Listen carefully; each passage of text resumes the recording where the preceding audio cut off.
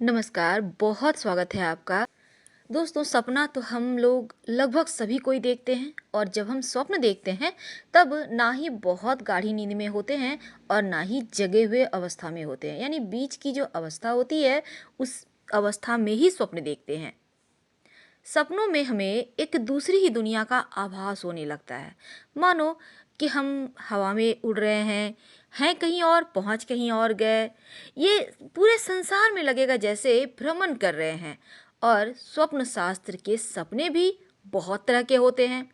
बहुत सारे सपने हमें जीवन में खुशियां देते हैं, तो बहुत सारे सपनों को देखकर हम भयभीत भी होते हैं और उसका प्रभाव भी बुरा होता है। तो जब सपने देखने के बाद हमारी नींद खुलती है, तो कई बार हमको लगता है जैसे हम उनके बहुत करीब थे जो अब इस दुनिया में नहीं है। यानी कई बार जिंदा लोगों को भी मरा हुआ देख लेते हैं। और मृत व्यक्ति अगर आपके सपने में आए बार बार, तब इसका मतलब क्या होता है?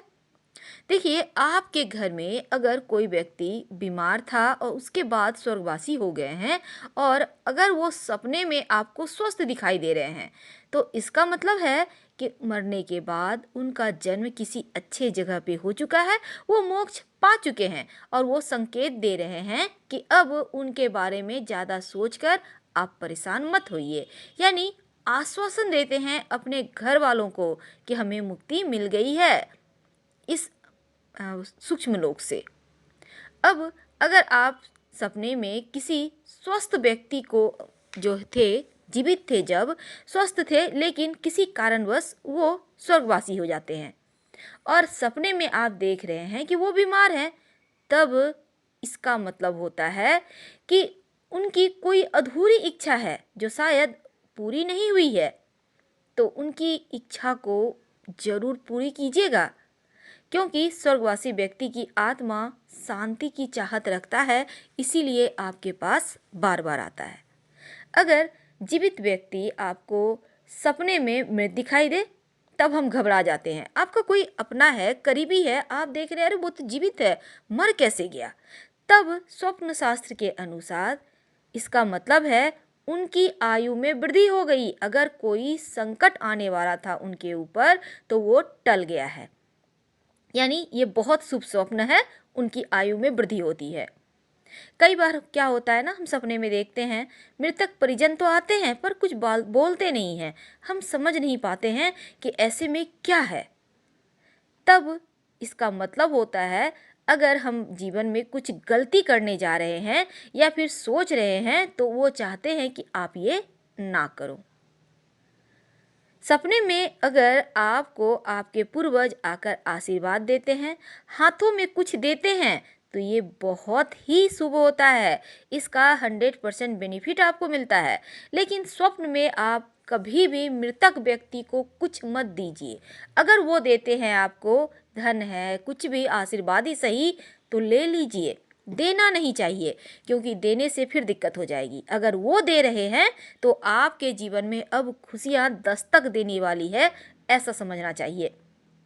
यदि स्वप्न में आप देखते हैं आपके कोई पूर्वज है, परिजन है, थोड़े उदास हैं, तब इसका मतलब होता है हम जो कर रहे हैं ना, उनसे वो खुश नहीं है।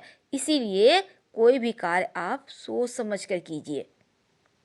कभी कभी क्या होता है, हम सपने में देखते हैं कि हमारे मृतक परिजन हमसे कुछ मांग रहे हैं, लेकिन कुछ बोलते नहीं हैं। कभी कभी ऐसा भी होता है कि वह हमें निर्वस्त्र दिखाई दे रहे हैं, उनके पैरों में जूते चप्पल नहीं हैं, भूखे हैं। तब इसका मतलब है उनके निमित्त आप पंछियों को, किसी गरीब व्यक्तियों को या फिर कुत्ते को, गाय को खिलाइए, श्रद्धा से दान कीजिए उनके नाम से। तब इन चीज़ों का फल उन्हें मिलता है। और स्वर्गवासी परिजन हमें मृत्यु के बाद हमसे बहुत दूर आकाश में या फिर कहीं और दिखाई दे, तो इसका मतलब होता है उन्हें मोक्ष मिल गया है। अब वो सुकून से है। अब हम लोगों को आशीर्वाद दे रहे होते हैं, अब आप भी अपनी दुनिया में अच्छे से रहिए।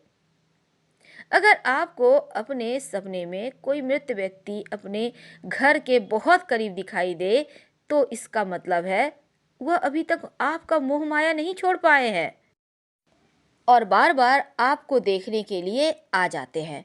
तो उनके निमित्त आप गाय को रोटी खिलाइए, चिड़ियों को दाना डालें, लेकिन छत पर कबूतर के लिए दाना मत डालिएगा, नहीं तो अपशकुन होगा।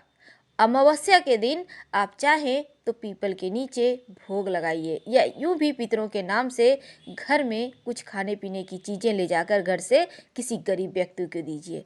उनका आशीर्वाद से आपके घर में सुख समृद्धि बढ़ेगा। और अगर वो आपको कुछ पैसे धन दे रहे हैं तो ये समझिए, अगर 100 रुपया दिए तो वो इसका मतलब है 1 करोड़ आपके पास आने वाला है। हर हर महादेव। धन्यवाद।